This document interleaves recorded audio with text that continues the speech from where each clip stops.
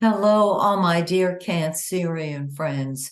This is Maxine Taylor, and I have your beautiful astrological forecast for November. And I'm going to share it with you in just a minute, but I gotta tell you about this book. It's called Secrets from the Womb, and it is subtitled The Hidden Pact That Runs Your Life. If you are a spiritual student and you have been on the path and you see the movie that is your life, like Groundhog Day, over and over and over again, same story, different people playing the parts of your movie. And you don't know what to do because you're ready to get off the merry-go-round. This book was written for you. I asked Spirit to please give me the answer, and Spirit gave me 3 simple steps. They're written in this book. I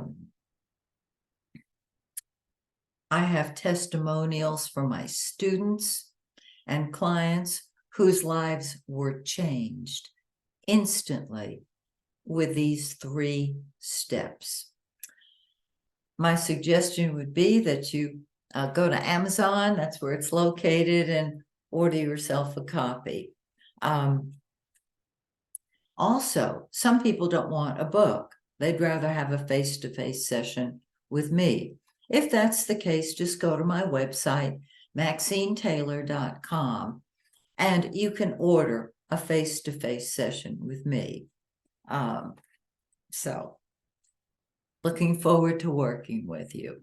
Now, a lot of you have been asking, when am I going to start a whole new series of astrological classes?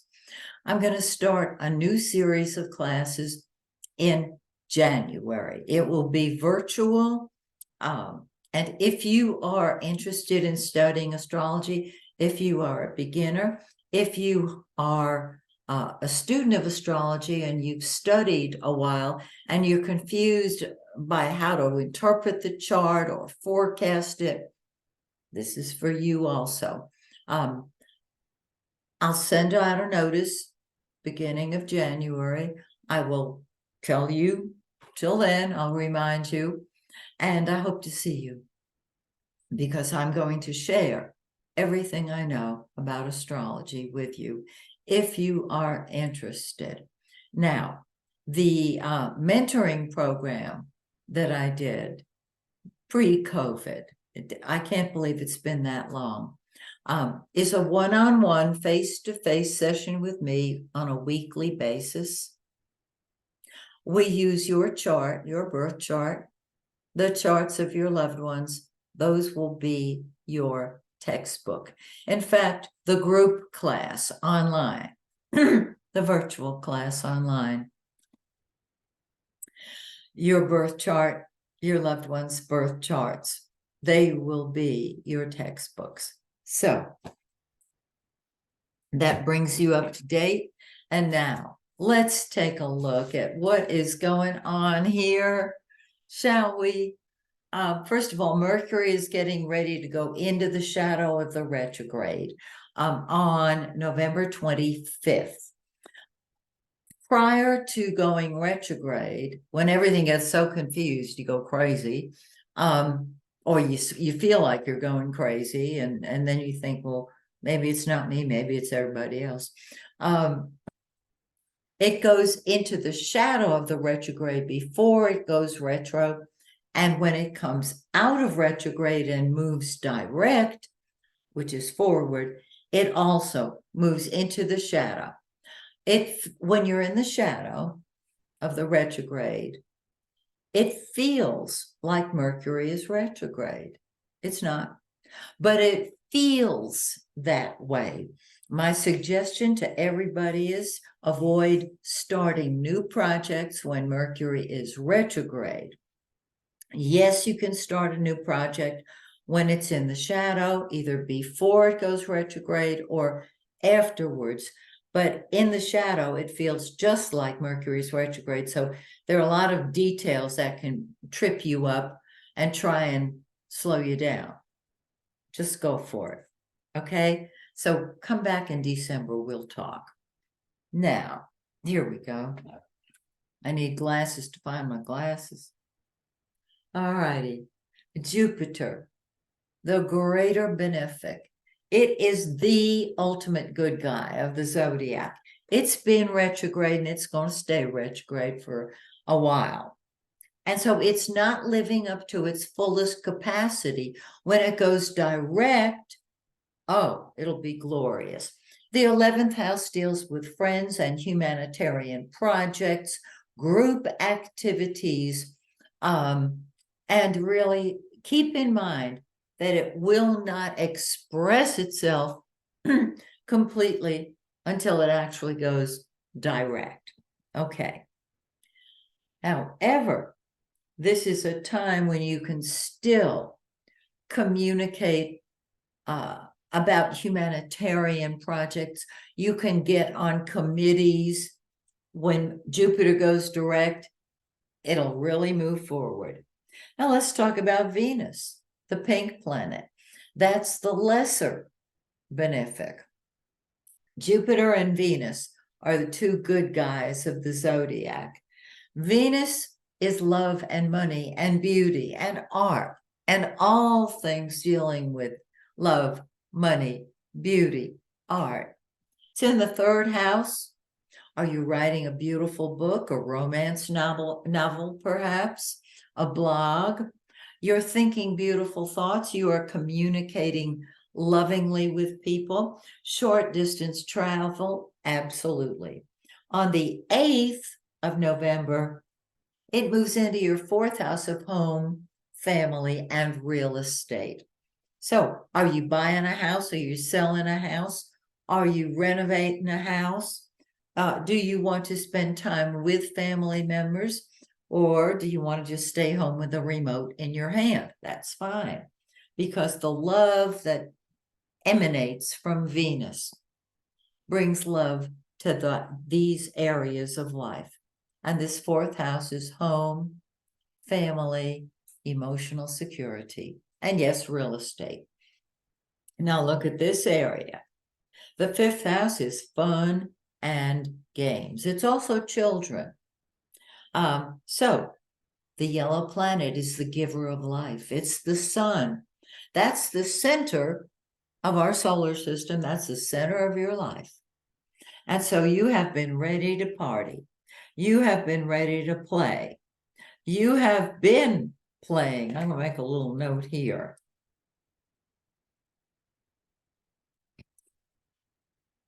And you're going to do that till the 22nd when the sun moves into your sixth house of work, health, and service. And this means if you've had a physical problem, it will get all the help you need to improve.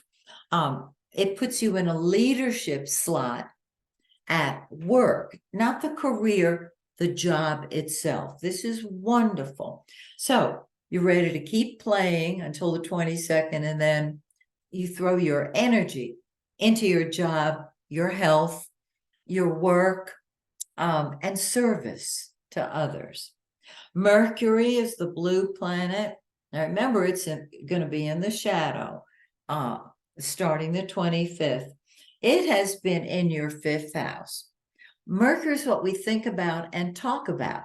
So we think about and talk about our children, our creations, whether they are artistic or human.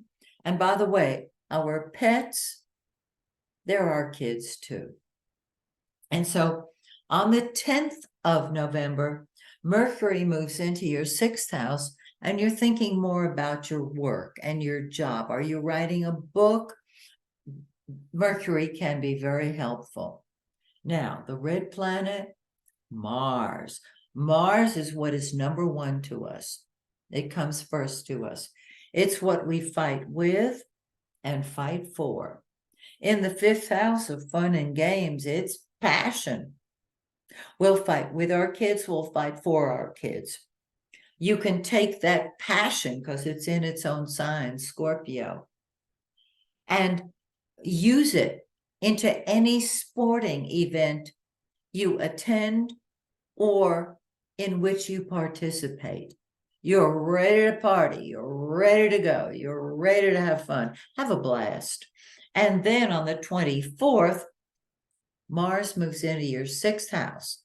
And this is you saying, I got to get busy at work. And you do. And so with the Sun and Mercury and Mars in your 6th house, if you have a physical problem of some sort, you should be able to find some remedy of some sort that lifts that from you. If you're looking for a job, get it before next month, because even in the shadow, get it then, because you don't want to start a new project while Mercury is retrograde. Okay? Tie up the loose ends of unfinished business then. Now, the new moon is November 13th. It's in 20 degrees of Scorpio and 44 minutes. It's in your 5th house. Oh my goodness, fun and games. On the new moon, that's when energy starts flowing. So you're ready to party. You're ready to be with children. You're ready to socialize. You're ready for fun and creativity. 2 weeks later, after all this revelry, you have a full moon on the 27th in 4 Gemini 51. It's in the 12th house of behind the scenes activities. It says, go away world. I've been partying too much. I need my solitude. And you will. And things come to a head that have been hidden, because this full moon is in the 12th house of behind the scenes activities. It deals with the spirit plane. It deals with serving from a behind the scenes level. It's quite beautiful. So, isn't that gorgeous? Love it. So join me next month, please, and we will take another look at your beautiful chart. Until then, may the stars shine brightly on you and yours. Bye for now.